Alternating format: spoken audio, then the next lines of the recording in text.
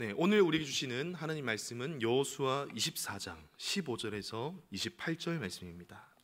네, 오늘은 킹덤 스토리 중에서 여호수아 24장을 다루는데요. 말씀을 들으시고 또 주일학교 예배 아이들 드린 걸 가지고 가정에서 또 예배 드리는 은혜가 있으시길 바랍니다. 오늘 말씀을 여호수아 24장인데 제가 여호수아 1장을 여는 설교를 했었습니다. 여호수아 1장에서는 이 여호수아에게 하나님께서 강하고 담대하라라고 하신 그 하나님을 만났습니다. 하나님과 대면했는데도 살았던 그 리더 모세, 그 큰 리더, 그가 죽고 여호수아가 리더가 되었는데 여호수아 입장에서는 굉장히 난처하고 또 곤란하고 두려웠던 것이죠. 가장 뛰어난 리더의 뒤를 잇는다는 거, 그리고 가나안 족속과 전쟁하는 거, 두려워 떨면서 이 리더를 시작했지만 결국 24장에 이르기까지 여호수아는 어땠습니까? 누구보다도 하나님 뜻을 이루었습니다. 그리고 그도 큰 리더가 되었죠. 그리고 인생의 마지막에 지금 와 있는 겁니다. 그리고 그 모세가 그랬던 것처럼 여호수아도 이 백성들에게 마지막 유언을 남기고 있는데요. 그것이 바로 23장과 24장에 담겨져 있습니다. 그런데 오늘은 이 24장 말씀을 통해서 하나님만 섬기기로 택하라, 하나님만 섬기기로 택하라 라는 제목으로 오늘 우리에게 주시는 하나님 말씀을 마음에 새기는 귀한 시간 되시길 소망합니다. 그래서 오늘 말씀을 살펴보면서 이 말씀을 들은 대상, 그러니까 누구인가, 그리고 이 장소는 어디인지, 그리고 우리에게 원하시는 이 두 가지 하나님의 뜻을 살펴보고 함께 기도하는 시간 되었으면 좋겠습니다. 먼저 이 말씀은 첫 번째로 누굴 향한 말씀일까요? 우리가 읽지 않았지만 이 23장에서의 유언은 리더들에게입니다. 하나님은 신실하시다, 하나님의 일관되게 그의 뜻을 이루신다, 지도자 모세가 떠났지만 하나님 뜻이 이루어지지 않았냐, 이제 나 여호수아가 떠나도 걱정하지 마라, 하나님은 하나님의 시간표대로 반드시 일하신다. 그리고 오늘 24장에서는 모든 백성을 향한 유언입니다. 여러분, 이 백성들은요 출애굽 3세대입니다. 출애굽 3세대. 그러니까 1세대는 홍해 바다 갈리는 것을 경험한 세대입니다. 만나와 메추라기로 먹이신 하나님을 경험했습니다. 그리고 2세대는 광야에서 자라서 여호수아와 함께 가나안을 정복했죠. 이 3세대는 그러니까 홍해 기적과 광야를 경험하지 않은 세대인 겁니다. 그저 듣고 자란 세대입니다. 그래서 어떤 이들은 다음 세대가 아니라 다른 세대가 되기도 했다고 사사기에서 말씀하고 있습니다. 사사기 2장 10절 말씀인데요, 그 세대의 사람도 다 그 조상들에게로 돌아갔고 그 후에 일어난 다른 세대는 여호와를 알지 못하며 여호와께서 이스라엘을 위하여 행하신 일도 알지 못하였더라. 그러니까 바로 이 출애굽 2세대의 끝자락과 이 3세대들에게 여호수아가 24장에서 말씀을 전하고 있는 것이죠. 그래서 오늘 말씀은 오늘 저희가 또 우리 자녀들이 다른 세대가 되지 않는 법 알려주고 계십니다. 이런 측면에서 말씀을 살펴보기 원하는데요, 어떤 부탁이었을까요? 지금 여호수아가 무슨 부탁을 하고 있을까요? 바로 두 가지입니다. 그런데 그 전에 먼저 이 유언을 한 장소를 우리가 좀 살펴보기 원합니다. 여러분, 이 정말 중요한 말을 할 때는요 장소도 참 중요한 거 아니겠습니까? 이 정치인들이 출마 선언을 할 때 장소를 고민하는 것을 보게 됩니다. 광화문에서 할 것인가, 또 독립기념관에서 할 것인가, 남산에서 할 것인가. 왜입니까? 장소에 자신의 정체성이 들어가 있기 때문에 그렇습니다. 앞으로 내가 뭘 할지를 보여주는 것이죠. 그만큼 장소는 중요합니다. 자, 그러면 지금 유언을 하고 있는 이 장소는 어디일까요? 세겜입니다. 세겜. 이 여호수아가 리더로서 기적을 경험했던 요단강도 아니고 하나님의 법궤를 모셨던 실로도 아닙니다. 12돌을 세웠던 길갈도 아니고 또 성막도 아니고 세겜이었습니다. 저기 동그라미에 있는 세겜. 왜 하필 세겜일까요?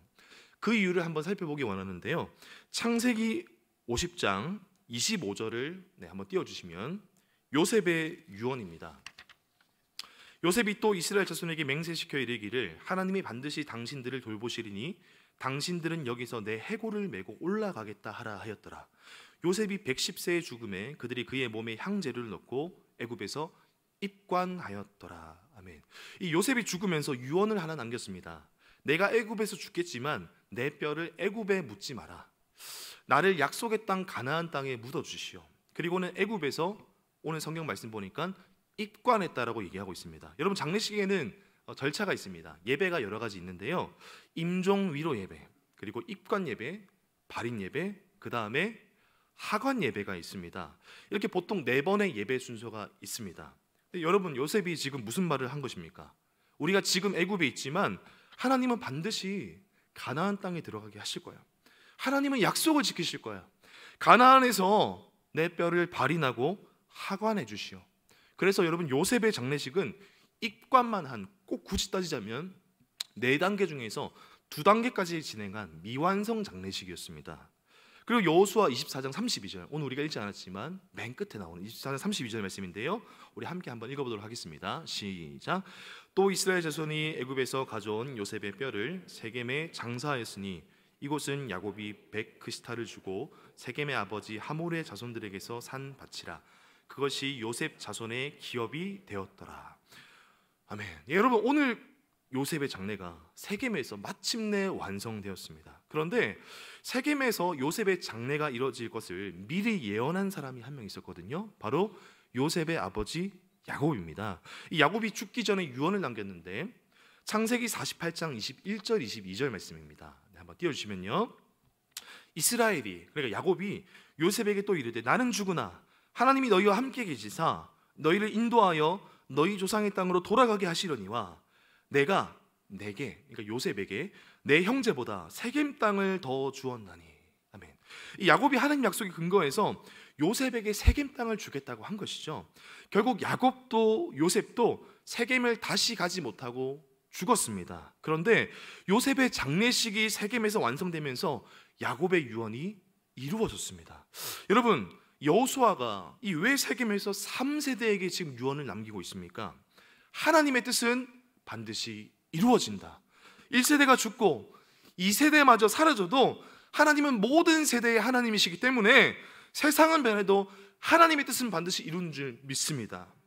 이 사실을 알려주기 위해서입니다. 그래서 3세대 앞에서 요셉의 장례가 이루어졌습니다. 반면에 여러분, 이 세겜에서는요, 안타까운 일도 있었습니다.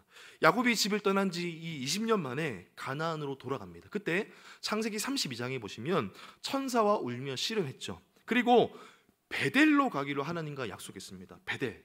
그러던 중에 이 도착한 곳이 중간에 세겜이었습니다. 야곱이 잠시 머물렀다가 떠나야 할 곳이 바로 세겜이죠. 세겜은 좋은 땅이었습니다. 물이 풍부했고요, 아주 상업지였습니다.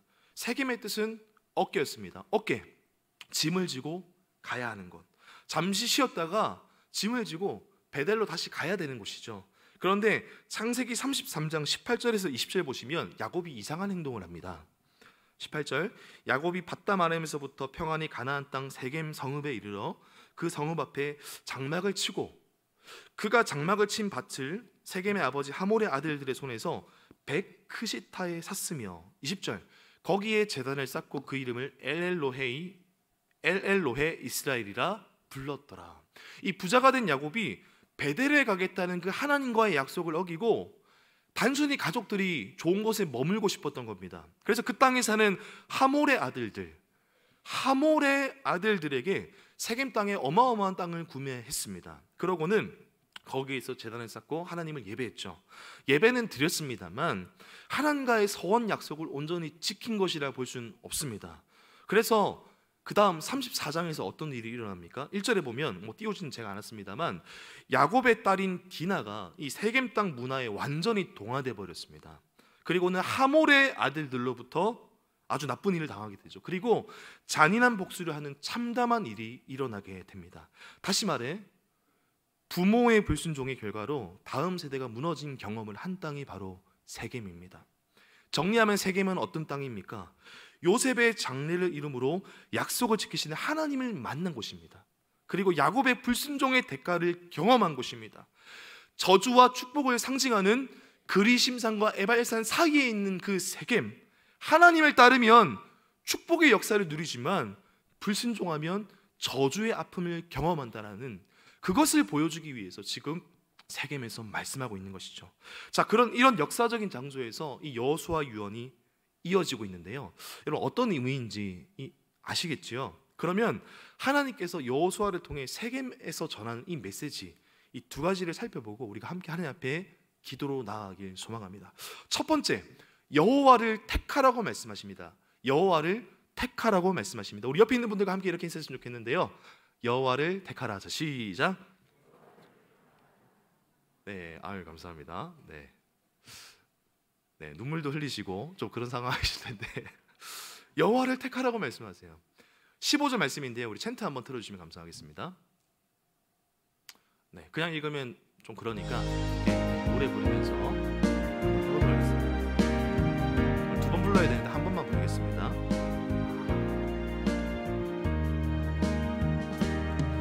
만일 여호와를 섬기는 것이 너희에게 좋지 않게 보이거든 너희 조상들이 강 저쪽에서 섬기던 신들이든지 또는 너희가 거주하는 땅에 있는 아무리 족속의 신들이든지 너희가 섬길 자를 오늘 택하라. 오직 나와 내 집은 여호와를 섬기겠노라 하니. 여호수아 24장 15절 말씀. 네, 여기까지 듣겠습니다. 자, 여러분, 네, 모든 영광은 하나님께 올려드리겠습니다. 여러분, 여호수아가 지금 백성에게 뭐라고 하고 있습니까? 여러분 노래 들으셔서 아마 좀 잊으셨을 수도 있겠지만 어떤 신을 섬길 것인지 택하라고 하고 있습니다. 다시 말해 이 2, 3세대 중에서 애굽에서 가져온 신을 여전히 섬기고 있는 아이들이 있었던 겁니다. 60년 전에 애굽의 신들인데 여러분 이게 어디서 났을까요? 하늘에서 떨어졌겠습니까? 아닙니다. 부모님들이 계속 가지고 있다가 안 버린 겁니다. 신앙생활 하면서 가나안 땅에서 얻은 우상을 버리지 않고 그대로 자녀들에게 물려줬던 겁니다. 부모가 우상을 안 버리면 자녀가 가지고 있다가 그들이 망가지게 되는 것이죠. 그래서 오늘 3세대에게 누굴 섬길 것인지 택하라고 말씀하시고 계십니다. 근데 여러분 우리가 참 문자만 읽으면요 선택지를 주는 것처럼 보입니다. 여호수아가 말합니다. 세겜 땅에도 신이 있고 애굽에서 가져온 신도 있다. 그리고 나와 우리 집은 하나님만 섬길 거야. 너희는 무엇을 택할래? 역시 하나님은 자유의지를 주시는구나. 그렇게 생각할 수 있습니다. 제가 학생일 때 그 12월 31일 밤 11시 30분쯤 되면 늘 갈등이 일어났습니다. TV로 KBS 연기대상을 보는데 이 송구영신 예배가 12시였거든요.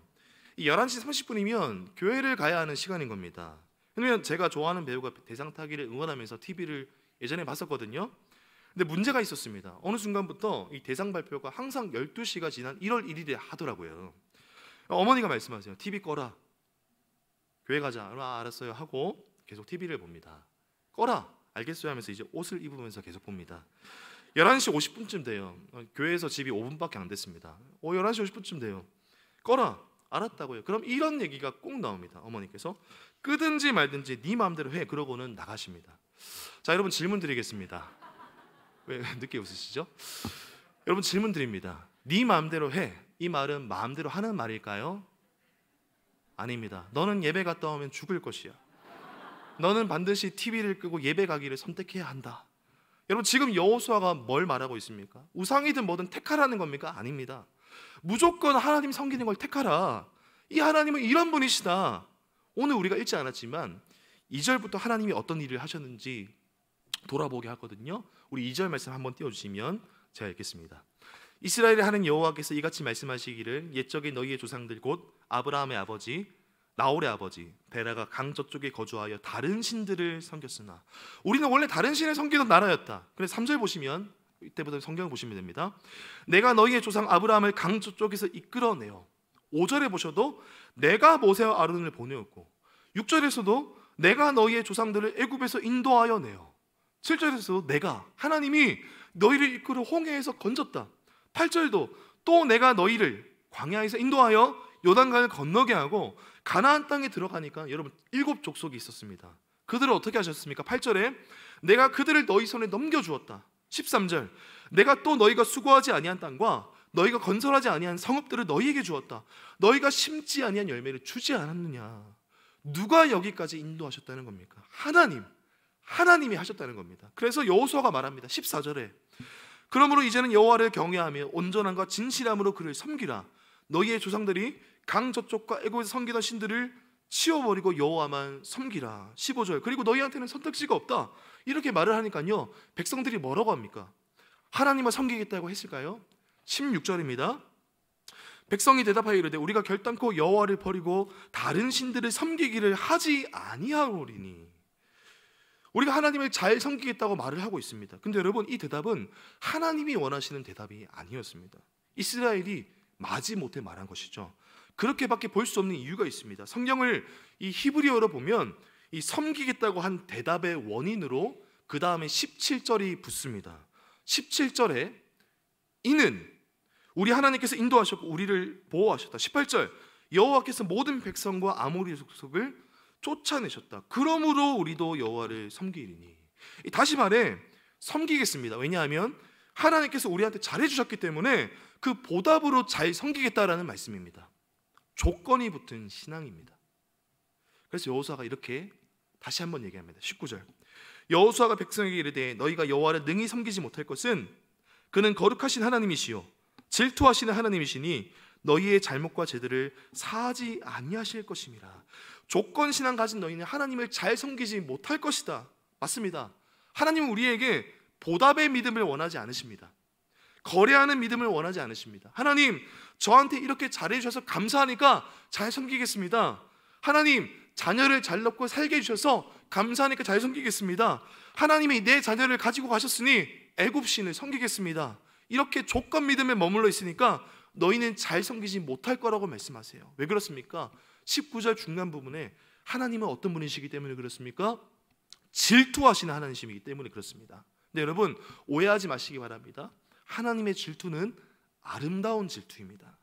백성을 모든 우상으로부터 보호하기 위해 아들까지 보내신 그 사랑을 질투로 표현하신 거예요. 하나님은 보답받으려고 사랑하시는 그 인간의 수준이 아니십니다. 인간의 제1목적인 하나님을 즐거워하고 사랑하길 원하시는 줄 믿습니다. 그런데 이스라엘은 여전히 해주시는 것에 대해서 보답받고 싶어하는 겁니다. 아직 하나님 마음을 모르는 겁니다. 그러다 보면 여러분, 신앙이 어디로 갑니까? 나를 드러내는 신앙으로 갑니다.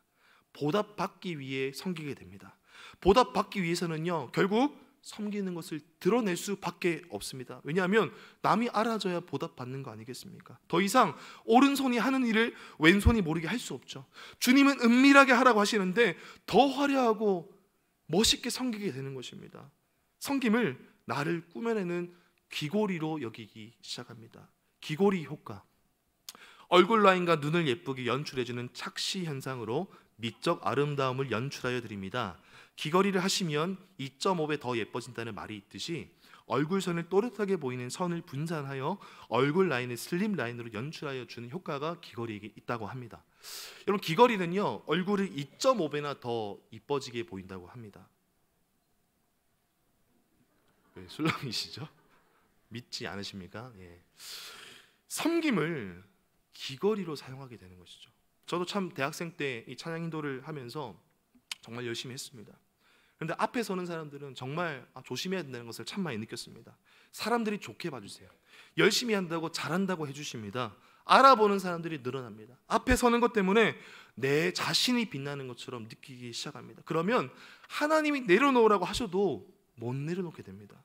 우리의 섬김과 봉사를 나를 빛내는 귀걸이로 여기기 시작할 때 그게 얼마나 비참해 주시는지 여러분 알고 있지 않습니까? 내 믿음은 없는데, 나는 진짜 하나님 바라보지 못할 때가 많은데 사랑으로 섬김이 아니라 일을 하게 되는 것이죠. 나는 하는데 왜 당신은 안 하지? 정죄하기 시작합니다. 그래서 하나님이 뭐라 하십니까? 우리의 모든 우상들을 버리고 하나님만 사랑해라, 하나님만 집중해라. 질투하시는 하나님, 정말 이해할 수가 없습니다. 나 같은 사람 보면서 어떻게 하나님이 질투하실까? 그런데도 우리를 질투하시기까지 사랑하는 줄 믿으시기 바랍니다. 그 하나님이 오늘 이 밤 우리에게 원하는 것, 세겜의 자리에서 원하는 것이 무엇입니까? 창세기 35장 4절 말씀. 그들이 자기 손에 있는 모든 이방 신상들과 자기 귀에 있는 귀고리들을 야곱에게 주는지라.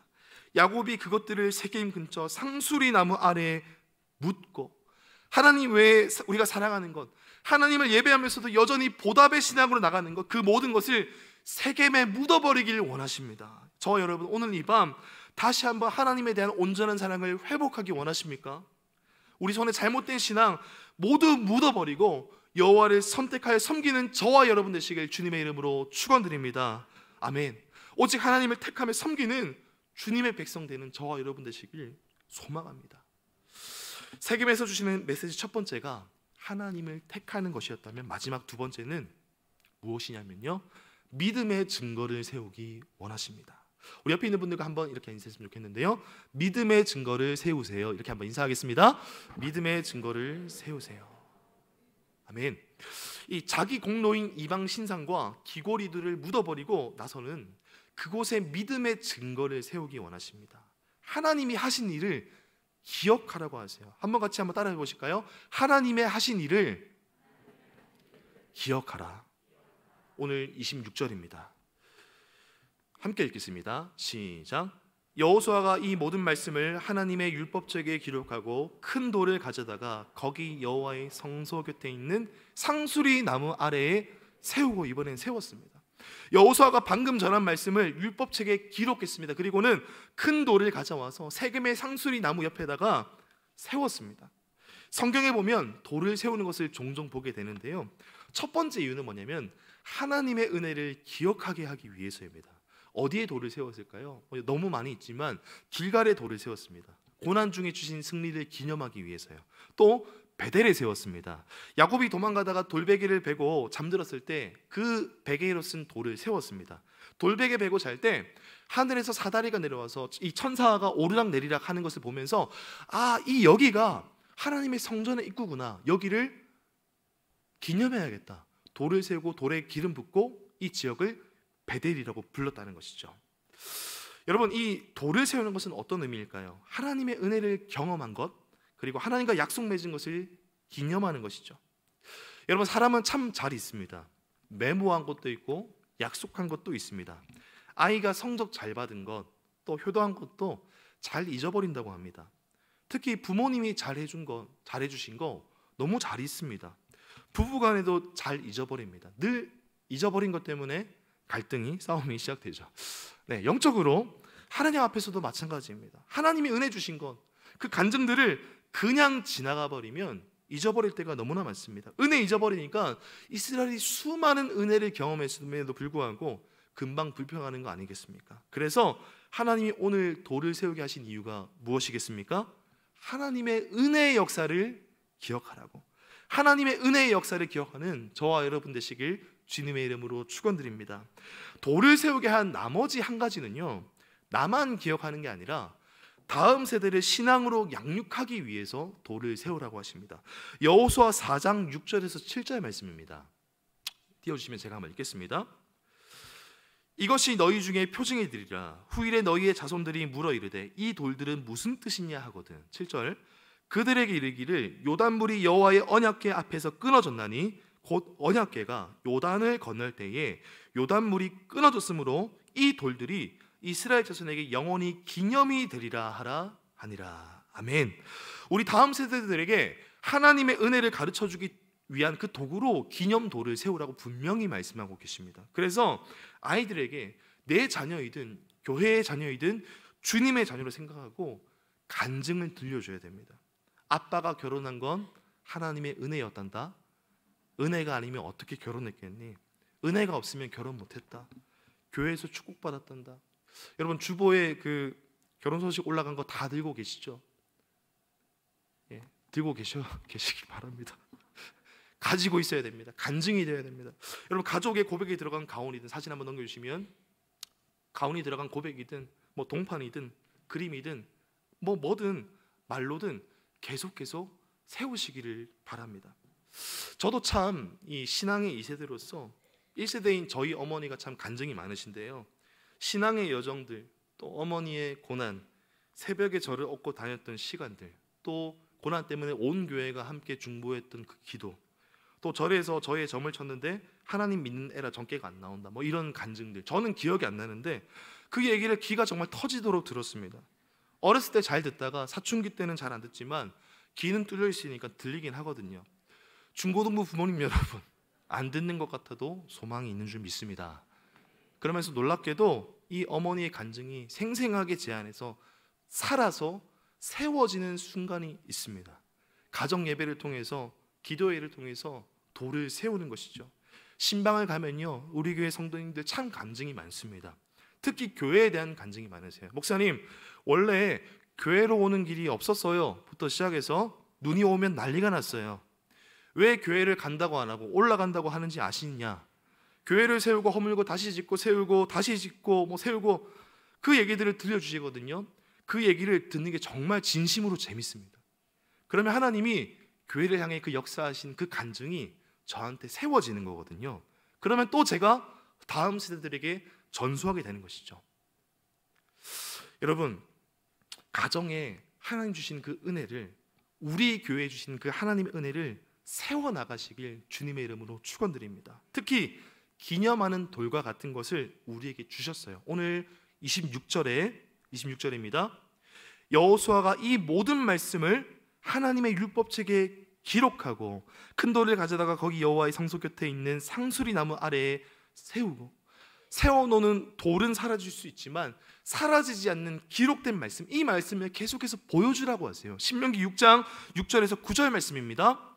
오늘 내가 내게 명하는 이 말씀을 너는 마음에 새기고 내 자녀에게 부지런히 가르치며 집에 앉았을 때이든지 길을 갈 때이든지 누워 있을 때이든지 일어날 때이든지 이 말씀을 강론할 것이며, 8절, 너는 또 그것을 내 손목에 매어 기호를 삼으며 내 미간에 붙여 표로 삼고 또 내 집 문설주와 바깥문에 기록할지니라. 아멘. 어떻게 하라고 하십니까? 말씀을 강론하고 가르치고 간증하라. 그리고 손목과 미간에 붙이고 문설주에 기록하라는 것은요, 부적 붙이라는 말이 아닙니다. 말씀을 붙임으로써 계속해서 말씀을 보여주라고 말씀하세요. 뿐만 아니라 부부가 말씀대로 사는 행복을 보여주는 은혜가 있으시길 소망합니다. 나의 기고리를 세우는 것이 아니라 하나님의 은혜와 말씀을 세울 때 하나님께서 반드시 가정 가운데, 다음 세대 가운데 역사하실 줄 믿습니다. 그럼 마지막으로, 이렇게 은혜를 기억하며 세우는 자에게 어떤 일이 일어납니까? 하나님이 반드시 역사하신다고 다윗을 통해서 보여주셨습니다. 기억하는 자에게는 모든 어려움을 이겨낼 수 있는 힘을 주신다고 약속하셨어요. 블레셋과 골리앗 때문에 이스라엘 나라에 위기가 왔습니다. 아무도 나서지 않았습니다. 그런데 청소년 다윗이 나와서 자기는 골리앗을 이길 수 있다고 얘기하는 거 아니겠습니까? 그냥 자신감이 아닙니다. 근거 있는 자신감입니다. 그것이 무엇일까요? 그의 근거는 무엇일까요? 사무엘상 17장 36절입니다. 마지막 말씀입니다. 우리 함께 한번 읽어볼까요? 시작. 주의 종이 사자와 곰도 쳤은즉 살아계시는 하나님의 군대를 모욕한 이 할례받지 않은 블레셋 사람이니까 그가 그 짐승의 하나와 같이 되리이다. 아멘. 주님의 종 나 다윗이 하나님의 종으로서 사자와 곰도 쳐서 이긴 경험이 있다. 그래서 난 골리앗을 이길 수 있다. 무엇입니까? 하나님을 경험한 그 역사, 그 기억이 다시 한번 현실 가운데 쓰임받게 되는 동력이 된 줄 믿습니다. 여러분, 우리가 믿음의 증거를 세우고 가정이 일하신 하나님이 기억하기 시작하면 우리의 다음 세대와 우리의 가정이 하나님 앞에 오늘도 귀하게 쓰임받는 줄 믿습니다. 하나님의 역사에 대한 기억, 추억, 무엇보다도 말씀이 흘러가는 가정 되시길 주님의 이름으로 축원드립니다. 말씀을 정리합니다. 말씀을 따를 때 은혜를 받고, 따르지 않을 때 은혜가 없는 이 세겜 땅에서 출애굽 3세대를 향한 하나님의 요청. 첫 번째, 하나님을 섬기기로 택하는 우리 모든 성도분들 되시길 주님의 이름으로 축원드립니다. 두 번째, 믿음의 증거를 세우고 기억하는 귀한 가정 되시길, 또한 다음 세대 되시길 주님의 이름으로 축원드립니다. 아멘. 우리 함께 찬양하며 나갔으면 좋겠습니다. 찬양하실 때에 오늘 들었던 말씀을 기억하시면서 우리 함께 박수 치시면서 함께 찬양했으면 좋겠습니다.